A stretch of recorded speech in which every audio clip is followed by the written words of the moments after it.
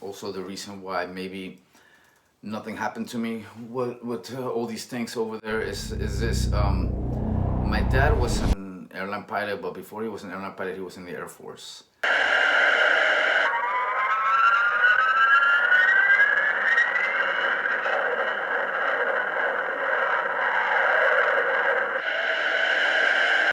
That said, some of the colleagues that he was in the Air Force with turned out to be generals later, like generals in the Army, generals in the Air Force.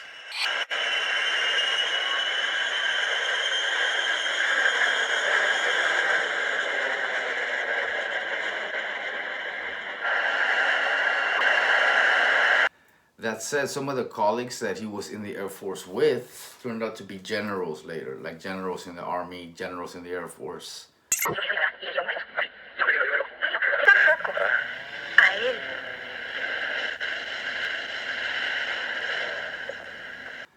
And there's a thing in Mexico called the sindicato, the syndicate.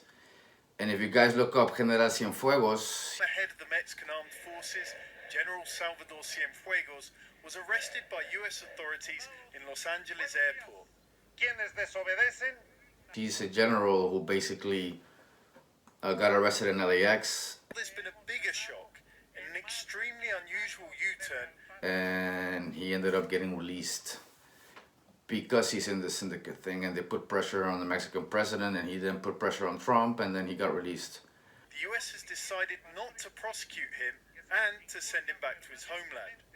Cienfuegos was accused of trafficking drugs to the US and protecting a cartel from Mexican and US law enforcement. Prosecutors said one of his nicknames was El Padrino, the Godfather. The Mexican Foreign Minister, Marcelo Ebrard, welcomed the move to return him. Significa un acto. It's a decision that we look at kindly and we think is positive. We don't see this as part of the road to impunity, but as an act of respect towards Mexico and its armed forces. He said Cienfuegos will now be investigated in Mexico, incorporating the US evidence, but he didn't say he'd be put on trial. Es una muestra inequívoca. For President Andrés Manuel López Obrador, this is a question of sovereignty. He sees dealing with Cienfuegos as his administration's prerogative. The decision to get their former chief back will also help strengthen the president's relationship with the military, who he's come to rely on for policing and infrastructure projects. The move was announced in a joint statement from the US and Mexican attorney generals that talked about the strong law enforcement partnership between the countries and their united front. Those words will soothe an important bilateral relationship. But they raise questions too. If there is such trust in the relationship, why didn't the US authorities tell the Mexican ones about the investigation in the 14 months that they were conducting it? And what's going to happen now when the general returns to a country with rampant impunity? Well, basically what I'm getting at is that my dad was friends with all these generals, and my dad passed away, by the way. He's no longer alive, but I had my godfather was a general in Mexico City of the Air Force there, like at the time when I was born. Ay, gracias. Muchas gracias. Also retired, but they're all part of this clique. They're all part of this gang, and you know, everybody knew my dad in Acapulco. Like, for example, the way that I got this job at Baby O went like this. I had already done the security work at Alebrije. I was head of security there. But basically, I went to an audition for an acting gig. I'll get into that story some other time. But basically, I played a bouncer in a soap at Baby O. Ayúdame, por favor, porque no sé, me siento muy mal. Me siento muy mal, mi marido. ¡Cállate, cállate! Voy a calmar. I had a fight scene. ¡Usted cállese la boca!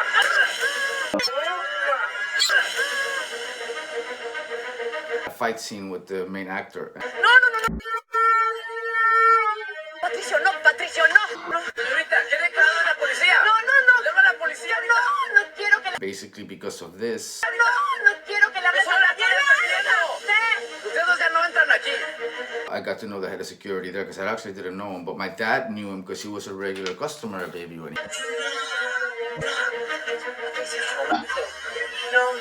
he actually partied hard, like really hard back in the days. I came to find out later from the bouncers like a lot of things about my dad that I didn't know. No, dime por favor, ¿estás bien? Dime que estás bien. Por favor, Patricia. Later from the bouncers like a lot of things about my dad that I didn't know.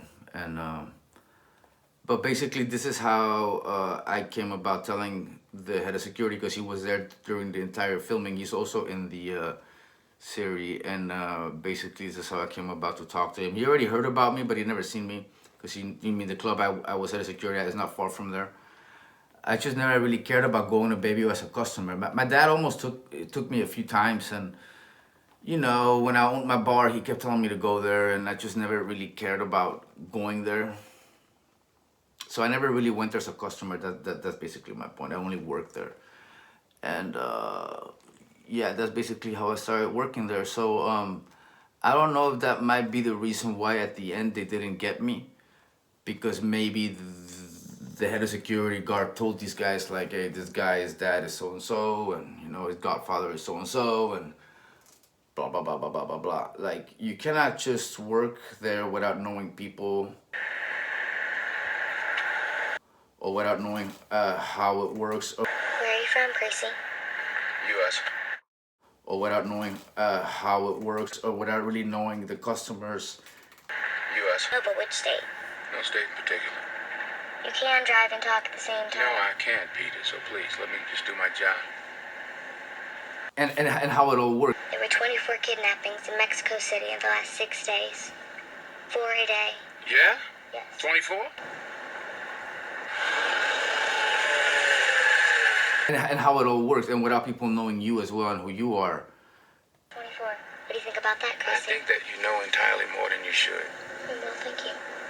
Because if not, you can end up like this bouncer from Toronto. To the bloody massacre at a music festival in Mexico. One Canadian is confirmed among the dead. He was a popular fixture in Toronto's nightclub scene.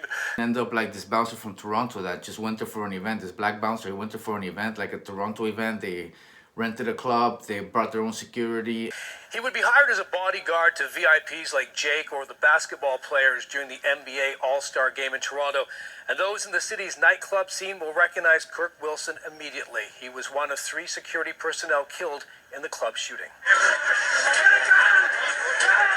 He's got a gun, a man screams as chaos erupted outside a nightclub in the Mexican resort town of Playa del Carmen. Inside the Blue Parrot Club, patrons dove for cover.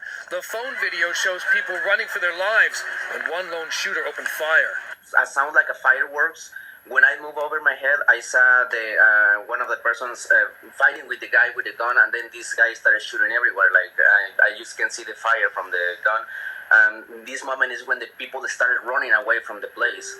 And they didn't pay the protection money. This guy was also African American, which in Mexico, sometimes that doesn't benefit you because some people are racist there and they will not give black people a pass. Being black, is that a positive or negative for a bodyguard in Mexico? Time will tell. Among the dead, Kirk Wilson of Stony Creek, who had gone down to run security for the BPM Electronic Music Festival, started by 2 Canadians. Just great in so many ways, just a nice guy overall, you know? A married father of 2, Wilson was a familiar face in the Toronto nightclub scene. If there was a fight, if there was an issue, Kirk's the kind of guy that would get right in front of the aggressor and put an end to it. You know, that's the kind of guy he was, and that's what made him so great. He was a legend here in the industry and provided a really good time for a lot of people, not only with the nightclub industry, but also pretty much for most of the events that have come to Toronto for the last 20 years. But early this morning, Wilson got in front of a bullet in the crowded club when suddenly panic set in. A gunman burst through the entrance, exchanging gunfire with another man as patrons tried to flee. Not give black people a pass when they might give white people a pass. This is just how it is. There's sometimes, guys, it's just the truth, you know? Like, if that guy had been white, maybe they wouldn't have shot him, but basically they killed him. And it's because he didn't know nobody there. Like, you can't just go there, show up, and just try to do security when you're like not from there. Like, it's not appreciated by almost anyone that when that's done over there, especially people from the nightlife and people that are in that life. So that's just a bonus for you guys, because I will get into more stories, guys. I mean, if I keep talking, I'll just get into different stories that I should actually probably do a different video with a different title. But yeah, that's it for this video, guys. Till the next video, catch you later. I think that General Cienfuegos looked the way he feels, and he looked and felt the way and feels the way we all feel, which is that we're very blessed that justice was done today. It was not unexpected. It was expected.